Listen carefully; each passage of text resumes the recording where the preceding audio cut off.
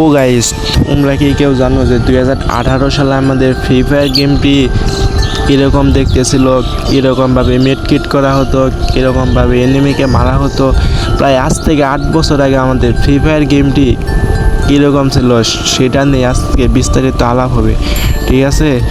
তো guys, video শুরু করার আগে তোমাদেরকে বলে দিচ্ছি যে লাইক কমেন্ট সাবস্ক্রাইব করতে ভুলবে না, এবং যারা ওল্ড প্লেয়ার আছো, যারা ওল্ড ফ্রি ফায়ারকে ভালোবাসো, তারা তো অবশ্যই লাইক কমেন্ট সাবস্ক্রাইব তো করবাই, ঠিক আছে? তো গাইস, এখন আমরা যাব ভিডিওর মূল টপিকে, ঠিক আছে?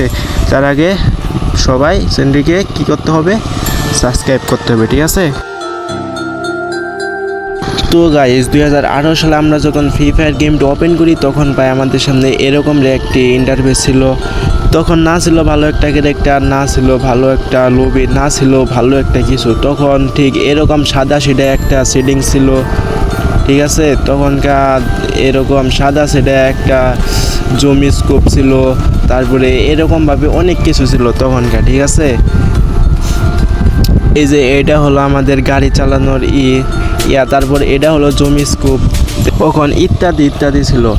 তো গাইস, এখন যদি আমরা মেসেজটা দিই তাহলে ভাই আমাদের লবিরা বুঝছেন ঠিক এরকমটা দেখতে আসবে, যেটা আমরা বর্তমানে বিমানের ভিতর যে লবিটা আছে সেটা ধরেন যে প্রায় এরকমটা দেখতেছিল। দেখছেন চারপাশে ধরেন যে গাছ গোজালি ছিল, ঠিক আছে? অনেকগুলা এনিমি একসাথে আসতো, তারপরে এরকমভাবে অনেক কিছু ছিল, ঠিক আছে? তখনকার দেখেন ভাই চারিপাশে ধরেন যে খোলামেলা আকাশ, গাছ ছিল, কি সুন্দর ছিল, তাই না? তখনকার লবিটা দেখেন সবাই এখানে জাম করতেছে, লাভ করতেছে, মানে অনেক কিছু ছিল 2018 সালে, ঠিক আছে? এগুলো বর্তমানে এখনকার স্মৃতি ছাড়া আর কিচ্ছু না। 2018 সালে ঠিক ধরেন যে এরকম বিমানে সবাই ঘুষাঘুষি করলে ঠিক এরকমভাবে একটা লাল ইয়া হতো। তারপরে এখানে তো তেমন কোনো বান্ডেল ছিল না, ঠিক আছে? তেমন কোনো ক্যারেক্টারও ছিল না, শুধু হাতে গোনা 2-1টা ক্যারেক্টার ছিল। তখন তো গেমটা নতুন ছিল, ঠিক আছে? তখন তো কোনো ক্যারেক্টার তেমন ছিল না। তো এরকম ছিল, অনেকটা সুন্দর দেখতে ছিল তখনকার। ও এখনকার আমরা যাব মেসের মধ্যে, ঠিক আছে? এই যে দেখছেন লোডিং হইতেছে এখনকার, ঠিক আছে? মেসে নিয়ে যাবে, ঠিক আছে? তো তখনকার বিমানটা ছিল এরকম সাদা সিরা, ম্যাপটাও ছিল এরকমভাবে সাদা সিরা একটা ম্যাপ ছিল, যা কিনা দেখতে অনেকটা পুরাতন লাগতেছিল, ঠিক আছে? 2018 সালের ম্যাপ তো, তাই দেখছেন খুব একটা স্মৃতিময় ম্যাপ এখানে। তো আমরা যদি জাম্প করি তাহলে আকাশটা ঠিক এরকমটা দেখতেছিল তখনকার। তো আমরা প্যারাশুট দিয়ে নেমে পড়লাম। ও এখন আমরা ল্যান্ডিংই করে বুঝছেন গান টান সব হাতে নিলাম। দেখেন তখনকার দৌড়ানোর স্টাইলটা ঠিক এরকম ছিল, তারপর লুটমুট করলে এরকম ছিল, এক লেভেলের ব্যাগটা এরকম ছিল, ঠিক আছে? তখনকার মানে কিচ্ছু ছিল না গেমের মধ্যে, ঠিক আছে? তখনকার জমি স্কুবই করলে অটোমেটিক রেড হতো। এই যে দেখছেন সামনে একটা এনিমিকে মারছে, ঠিক আছে? এরকমভাবে ড্যামেজ লাগতো।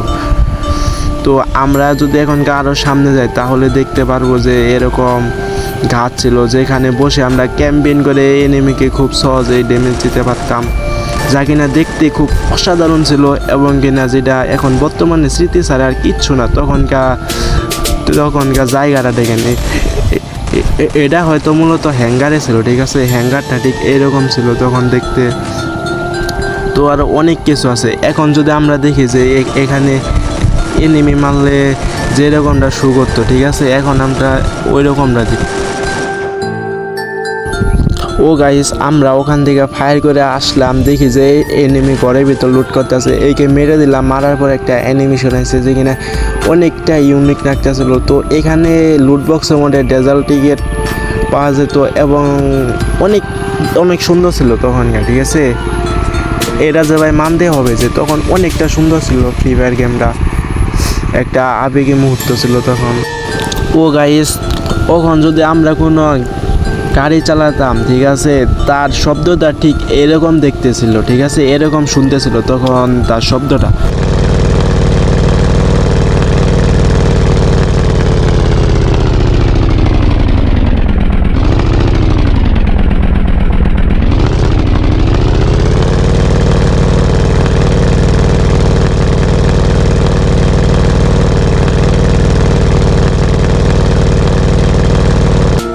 ও গাইস, আমরা যদি উল্টে বিমা শক্তির দিকে তাকাই তাহলে এরকমটা ছিল, ঠিক আছে। এখনকার যেমন বিমা শক্তির মুখ আটকানো, তখনকার ঠিক বিমা শক্তির মুখটা এরকমভাবে আটকানো ছিল, যেখানে আমরা নেমে এনিমিকে ঘুষায় ঘুষায় মারতাম, যাতে আমরা অনেক পরিমাণ বেশি মজা পাইতাম, ঠিক আছে। তো দেখেন আমাদের বিমা শক্তিটা এরকম ঠিক ছিল, ঠিক আছে। এখন আমরা বিমা শক্তিতে ল্যান্ডিং করলে ঠিক এরকমটা হয়তো, ঠিক আছে, যা কিনা বর্তমানে একদমই গেম থেকে সব কিছু উঠে গেছে, ঠিক আছে। ও আমরা বিমা শক্তিতে নামার পর অনেকক্ষণ যাবত এনিমি খুঁজলাম, তারপর দেখি একটা এনিমি এখানে ক্যাম্পিং করতেছে, তারপর আমরা এই এনিমিকে মেরে দেই। আর দেখেন এই এনিমি আর এই এনিমিটাকে মারার পর 3 লেভেলে একটা ব্যাগ পেয়ে যায়।